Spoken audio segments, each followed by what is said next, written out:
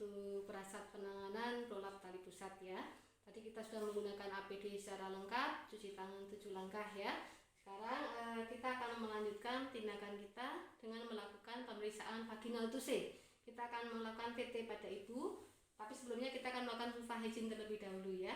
Bantu posisi ibu untuk posisi likotomi dulu ya. Mohon maaf ibu, kakinya ditekuk ya ibu. Ya, kita posisikan likotomi. Ya.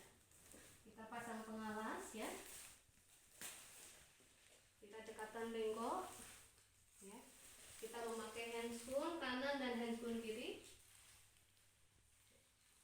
Ya, kita memakai handscoon kanan dan handscoon kiri. Sepertinya lebih mudah memakai yang handscoon kanan terlebih dahulu.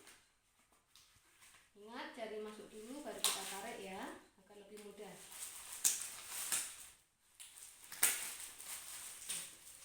Kemudian kita lanjutkan dengan memakai handscoon yang kiri.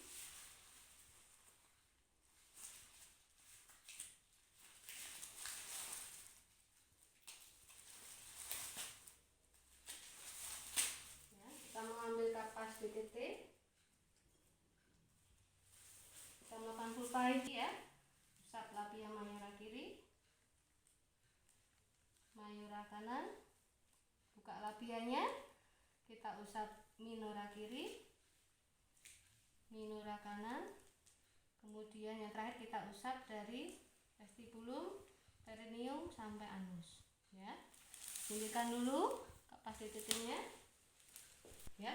Kita melakukan pemeriksaan vaginal TUSE untuk melihat apakah memang ada prolap tali pusat atau tidak ya.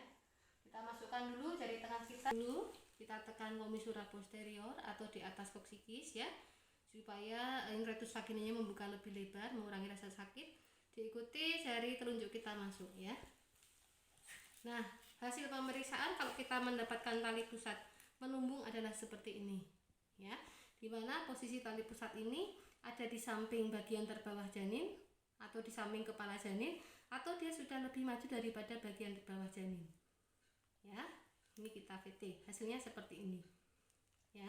Kemudian setelah VT kita akan melakukan pemeriksaan BJJ ya. Oke, kita lepas dulu, keluarkan dulu tangannya pelan. Ini buat napas panjang ya. Kemudian kita akan cuci tangan di klorin ya. Kemudian kita lakukan pemeriksaan DJJ. Kita melakukan pemeriksaan DJJ dengan Doppler ya, di bagian punggung janin, di perut. Kira-kira hasil palpasi di belakang punggung janin ya. Kita cek, kita lihat angkanya. Untuk normalnya adalah 120 sampai 180 kali per menit. Jika denyut jantungnya di bawah 120 atau di atas 180, berarti janin sudah mengalami fetal distress ya.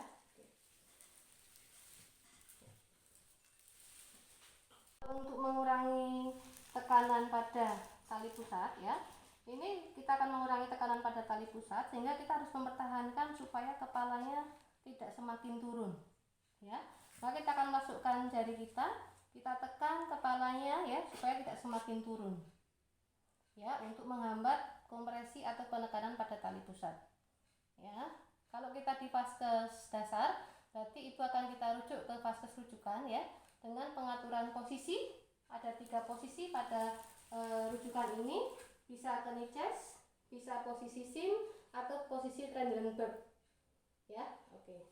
Untuk posisi yang pertama adalah knee chest. Knee chest ini posisi yang paling baik ya, karena membantu membuat posisi panggul ibu lebih tinggi dari abdomen, sehingga untuk mencegah gaya gravitasi agar kepala tidak semakin turun, tidak menekan tali pusat. Kita lihat posisi knee chest ya. Ya, keempat ekstremitas menempel di tempat tidur. Ya. Dada juga menempel di tempat tidur. Ya. Ini adalah posisi knee chest ya, di mana vagina ibu lebih tinggi dari uterus ya, dari panggul, sehingga kepala tidak akan semakin turun dan tidak menekan tali pusat. Ya. Selesai untuk knee chest-nya. Kita bisa atur. Putar ya.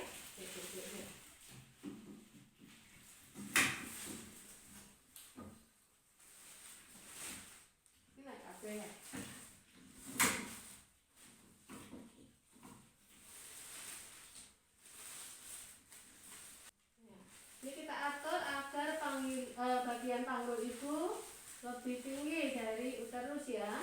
sehingga kepala janin tidak semakin turun, ya.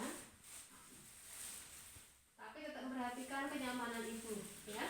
Kemudian pasien sudah diposisikan seperti ini, kita akan memberikan oksigenasi. Kita pasang kanul untuk oksigennya, ya. Stop kepalanya. Untuk pemberian dosis oksigennya adalah 4-6 liter per menit, ya. Ya. Nanti bolanya akan naik ke angka 4 sampai ke angka 6 liter per menit. Kita pantau. Ini humidifier harus berisi air untuk menjaga kelembapan oksigen yang masuk ke ibunya. Ya, selesai. Kemudian pasien sudah siap untuk dirujuk, ya. Kita melakukan rujukan dengan memegang prinsip bakso kuda, ya. Didampingi oleh bidan, kemudian dibantu dengan alat yang cukup, kendaraan yang memadai termasuk alat emergensi di dalam, gitu ya. Kemudian surat-surat, ya, kemudian obat, alat, ya. Kemudian kita jangan lupa mempersiapkan kebutuhan untuk sistem pendanaannya, dan juga jangan lupa selalu berdoa. Demikian langkah-langkah penanganan pelap tali pusat di vaskes dasar, ya. Pasien sudah kita persiapkan, ya. Kita akan merujuk pasien dengan mempertahankan prinsip bakso kuda, ya. Ada bidan, ada alat, ada kendaraan, ada surat-surat, ada obat. Sistem pendanaan kita pastikan, kemudian juga jangan lupa berdoa sampai tempat tujuan. Semua langkah dilakukan dengan memegang prinsip pengendalian infeksi atau pencegahan infeksi. Terima kasih. Wassalamualaikum.